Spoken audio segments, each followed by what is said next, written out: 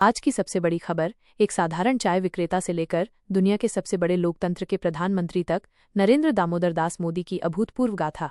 नई दिल्ली, भारत। नमस्कार और स्वागत है आपका हमारे विशेष कार्यक्रम में। आज हम उस व्यक्तित्व के जीवन के हर पहलू को खंगालेंगे जिसने भारतीय राजनीति के इतिहास को फिर से लिखा है। हम बात कर रहे हैं भारत के प्रधानमंत्री श्री नरेंद्र दामोदर दास मोदी की। उनकी कहानी सिर्फ एक नेता का उदय नहीं, बल्कि हर उस भारतीय के लिए प्रेरणा है जो मानता है कि सपने हकीकत में बदल सकते हैं, चाहे शुरुआत कितनी भी साधारण क्यों न हो। वडनगर की धूल भरी गलियों से लेकर दिल्ली के रायसीना हिल तक का उनका सफर दृढ़ इच्छा शक्ति, अथक परिश्रम और अटूट राष्ट्रभक्ति का प्रतीक है। एक ऐसी गाथा जिसे आप शुरू से अंत तक देखना चाहेंगे। भाग 1, संघर्ष से संस्कार तक, प्रारंभिक जीवन और वैचारिक दीक्षा।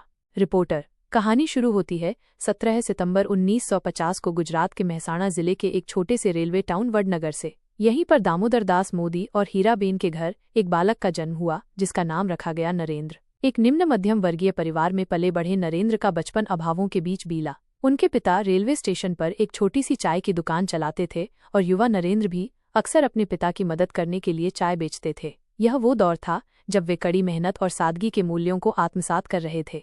Voice over. वडनगर की गलियों में नरेंद्र मोदी ने अपनी स्कूली शिक्षा पूरी की। बचपन से ही उनमें कुछ अलग कर दिखाने की ललक थी। वे किताबें पढ़ने और समाज के प्रति जागरूक रहने में रुचि रखते थे। कम उम्र में ही वे राष्ट्रीय स्वयंसेवक संघ (RSS) से जुड़ गए, जहां उन्होंने अनुशासन, देशभक्ति और सेवाभाव के प्रारंभिक पाठ सीखे। रिपोर्टर। युवावस्था में नरेंद्र मोदी ने दुनिया को समझने और स्वयं की तलाश में घर छोड़ दिया। उन्होंने भारत के विभिन्न हिस्सों में यात्रा की, हिमालय में समय बिताया और कई आध्यात्मिक केंद्रों का दौरा किया। यह काल उनके जीवन में एक गहरा परिवर्तन लेकर आया, जिसने उनके व्यक्तित्व को आकार दिया और उन्हें एक व्यापक दृष्टिकोण प्रदान किया। इस यात्रा ने उन्हें भारत की विविधता, उसकी संस्कृति और आम आदमी के संघर्षों से सीधे जोड़ा।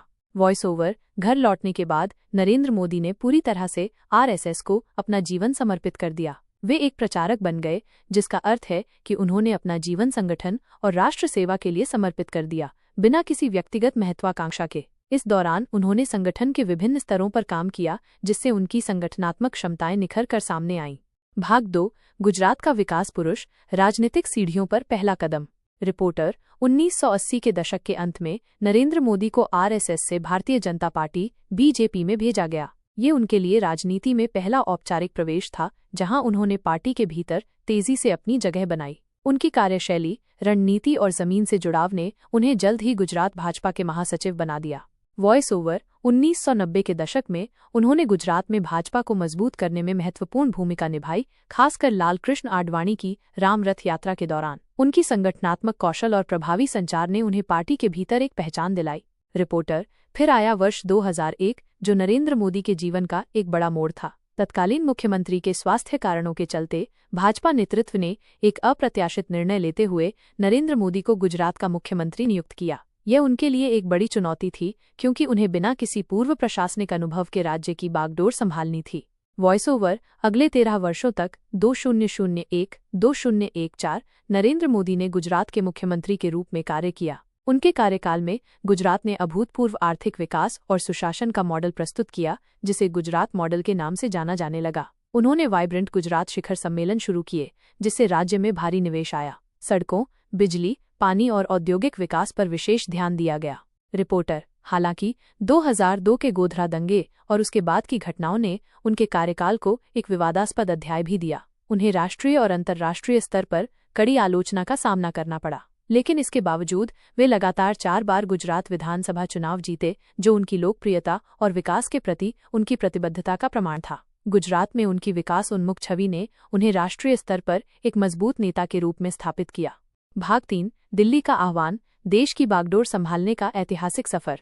रिपोर्टर। 2014 का वर्ष भारतीय राजनीति के इतिहास में एक नया अध्याय लेकर आया। भाजपा ने नरेंद्र मोदी को प्रधानमंत्री पद का उम्मीदवार घोषित किया। पूरे देश में एक नई लहर दौड़ गई। अच्छे दिन आने वाले हैं, सबका साथ, सबका विकास और कांग्रेस मुक्त भारत जैसे नारों के साथ मोदी ने एक ऐतिहासिक और अभूतपूर्व चुनाव अभियान चलाया। उन्होंने तकनीक का भरपूर उपयोग किया और रैलियों के माध्यम से देश के कोने कोने तक अपनी बात पहुंचाई। Voice over. चुनाव परिणाम चौंकाने वाले थे। भाजपा ने 30 साल बाद पहली बार लोकसभा में पूर्ण बहुमत हासिल किया, जो भारतीय राजनीति में एक भूकंपीय बदलाव था। 26 मई 2014 को नरेंद्र मोदी ने भारत के 14वें प्रधानमंत्री के रूप में शपथ ली। यह जीत केवल एक राजनीतिक दल की नहीं बल्कि एक नए भारत के निर्माण के सपने में जन जन के विश्वास का प्रमाण थी। रिपोर्टर, पहला कार्यकाल 2014-2019। सुधार और सशक्तिकरण। प्रधानमंत्री बनने के बाद नरेंद्र मोदी ने तुरंत कई बड़े और महत्वाकांक्षी सुधारों और योजनाओं को लागू किया। स्वच्छ भारत अभियान, देशव्यापी स्वच्छता आंदोलन, प्रधानमंत्री जनधन योजना, वित्तीय समावेशन का सबसे बड़ा कार्यक्रम जिसने करोड़ों भारतीयों को बैंकिंग प्रणाली से जोड़ा। मेक इन इंडिया, विनिर्माण को बढ़ावा देने और भारत को वैश्विक विनिर्माण केंद्र बनाने की पहल। डिजिटल इंडिया, भारत को डिजिटली सशक्त समाज और ज्ञान अर्थव्यवस्था में बदलने का लक्ष्य। प्रधानमंत्री उज्ज्वला योजना, गरीब परिवारों को मुफ्त LPG कनेक्शन प्रदान करना। वस्तु एवं सेवा कर, GST, one nation one tax के लक्ष्य के साथ भारत की सबसे बड़ी अप्रत्यक्ष कर प्रणाली का एकीकरण। विदेश नीति, उन्होंने पड़ोसी पहले और एक्ट ईस्ट नीतियों के साथ वैश्विक मंच पर भारत की स्थिति को मजबूत किया। उनकी कूटनीति ने भारत की साख को बढ़ाया।